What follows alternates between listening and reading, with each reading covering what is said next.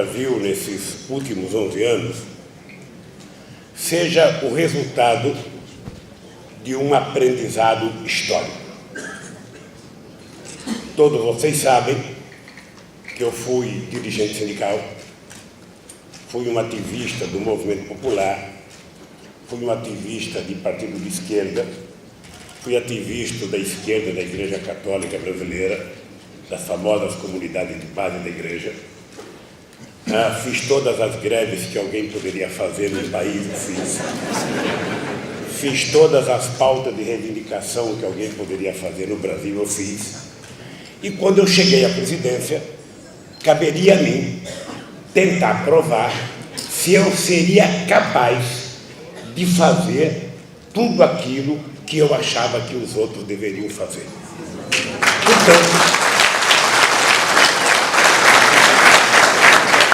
eu cheguei ao governo com uma parte da sociedade com muitas dúvidas com relação a saber se um operário seria capaz de governar o país, e ao mesmo tempo que tinha uma parte da sociedade que tinha muitas dúvidas, eu tinha muita certeza de provar que eu seria mais capaz do que aquela parte da elite que tinha governado o Brasil até aquele momento. E comecei o meu discurso de posse, o meu discurso quando eu ganhei as eleições, foi um discurso muito humilde. Não teve nenhuma fanfarrice da minha parte.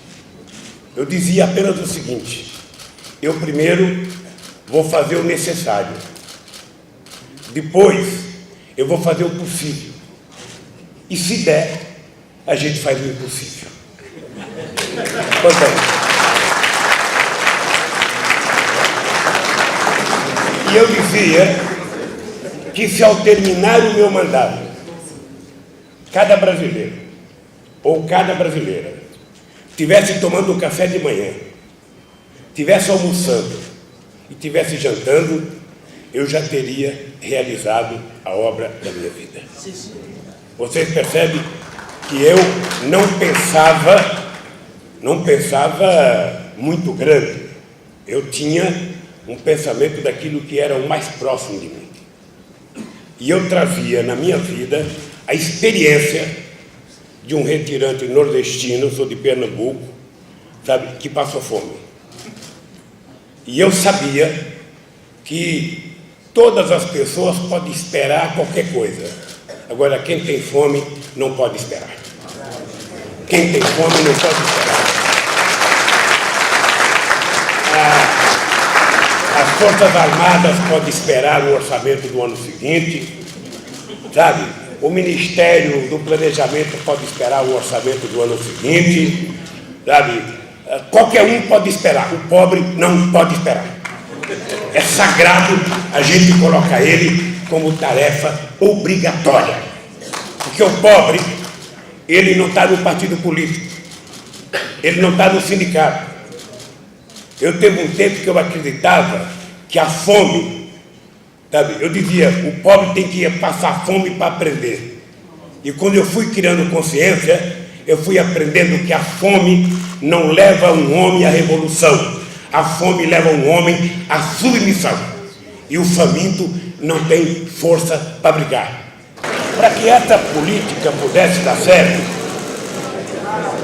era importante ter em conta que todos os governos do mundo, ou quase todos, na hora que discutem investimento para uma empresa, é investimento. Na hora que discute investimento para qualquer coisa, dinheiro para qualquer setor, é investimento. Quando se trata de discutir as coisas do pobre, é gasto.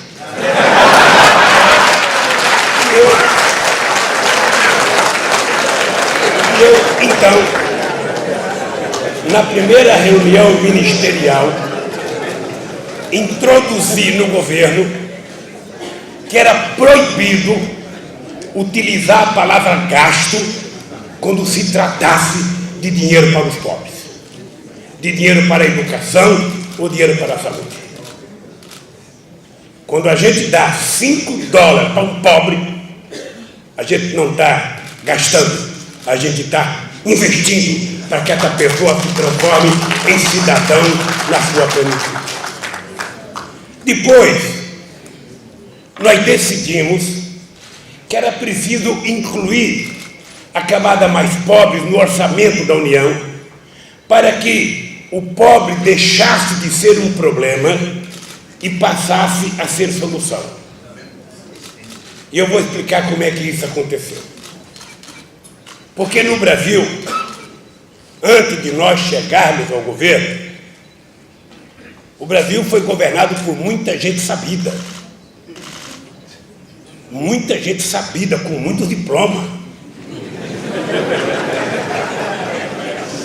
Eles até sabiam que existia pobre no Brasil. Mas o pobre era tratado como se fosse um número estatístico e nada mais do que isso. As pessoas adoravam filosofar, sabe, o número de pobres. Mas a verdade é que meu país era governado para 35% da população. Era 35% que comia 3 vezes ao dia e ainda jantava um pouco mais, tomava um chá da meia-noite, sabe? Era 35% que viajava de avião, era uma pequena parte que andava de carro, era uma pequena parte que tinha trabalho formal, era uma primeira parte que tinha passaporte. Já se dava no Brasil como certo que 35% tinha que ter quase tudo e o restante tinha que ser pobre. E não tinha jeito. E eu queria provar que era possível fazer com que o pobre fosse menos pobre. E dizia alto e bom som: eu quero fazer isso sem fazer com que o rico fique pobre. Eu quero que o pobre fique rico. Eu quero inverter essa história de que eu tenho que tirar do rico. Pois bem, mas para fazer isso era preciso quebrar alguns tabus que estavam criados no Brasil. Por exemplo, no Brasil se dizia que não podia aumentar o salário mínimo, que se aumentasse o salário mínimo ia ter inflação. E nós, durante 11 anos consecutivos, aumentamos o salário mínimo e a inflação continuou controlada. No Brasil se dizia que a gente não podia exportar e fazer crescer o mercado interno ao mesmo tempo. Nós aumentamos 4 vezes as exportações e fizemos uma revolução no mercado interno brasileiro. E por que essas coisas aconteceram? E por que os outros não fizeram? É porque não basta receber um número, sabe, que tem pobre no país.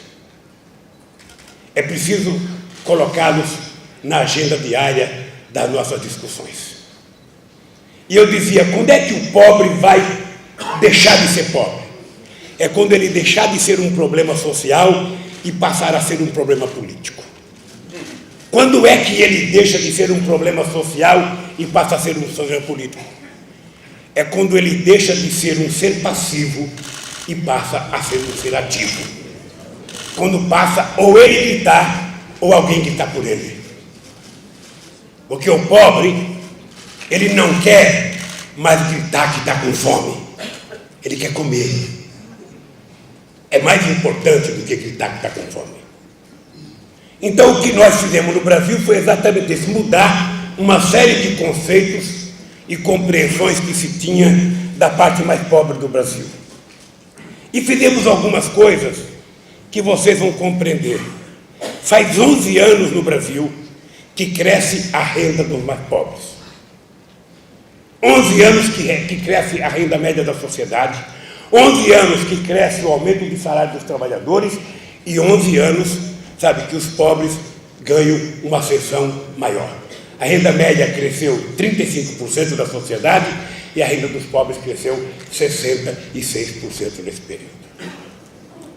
E qual foi o milagre? Quando o programa Fome Zero não foi criado no meu governo, ele foi criado por mim no Instituto Cidadania em 1992. E o programa Fome Zero foi levado por mim ao presidente Itamar Franco. E nós então dissemos ao presidente Itamar Franco o que eu disse ontem ao presidente José Eduardo. Um programa, hoje de manhã, que um programa de combate à fome só dá certo se o presidente da República tiver todo santo dia cobrando cada ministro ou cada autoridade da instituição